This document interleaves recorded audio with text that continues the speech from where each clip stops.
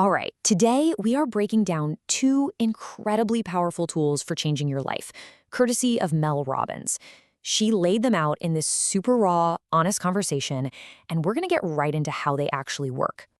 And it all kicks off with this, a really raw admission from Mel herself. This kind of sets the tone for everything, you know? It's a journey from being stuck in these unhealthy patterns to finding real, honest change. It lets you know we're about to get into the real stuff. So first up, we have to talk about something so many of us do, people-pleasing.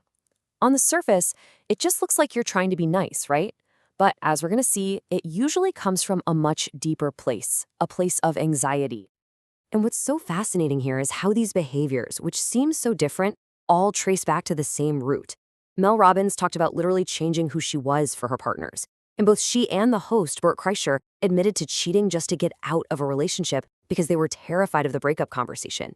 It wasn't about being about person, it was a really dysfunctional way to deal with their own fear and anxiety.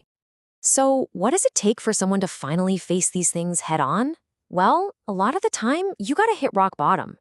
For Mel, this wasn't just some abstract feeling.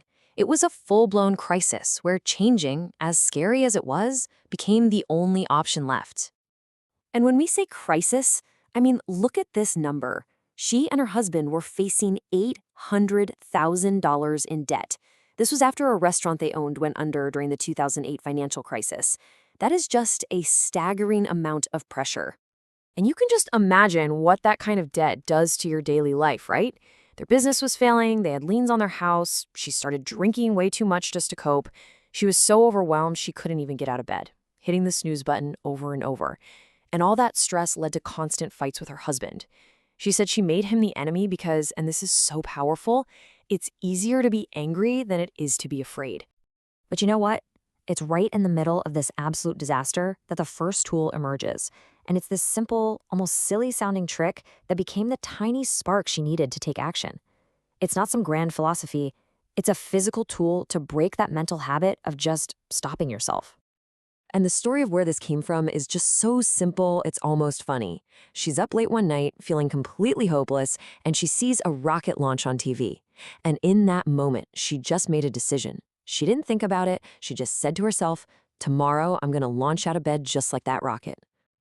And this is the science behind it, this is why it works. Your brain's number one job is to keep you safe, which means it wants to avoid anything hard, scary, or uncertain.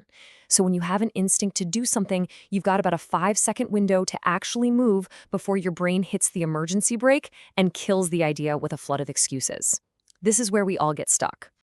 And the best part, it is so easy to use. The second you have that feeling that you should get up, you should speak up, you should go for that walk, you just start counting backwards in your head. 5, 4, 3, 2, 1. That little countdown actually hijacks the part of your brain that's about to fill you with doubt.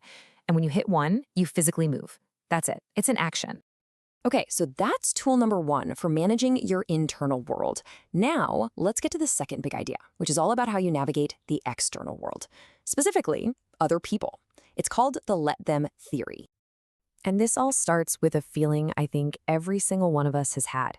Bert Kreischer tells this story about seeing his friends on a trip without him and just spiraling out, convincing himself they must hate him. It's that classic FOMO, that fear of missing out, that can send you into a total tailspin where you're trying to control stuff you just can't. And this right here shows the huge shift in thinking. The old way is to get mad or resentful or start telling yourself a story where you're the victim. The let them approach is totally different. You still feel the disappointment. That's normal, but you immediately recognize that what other people do is completely out of your hands.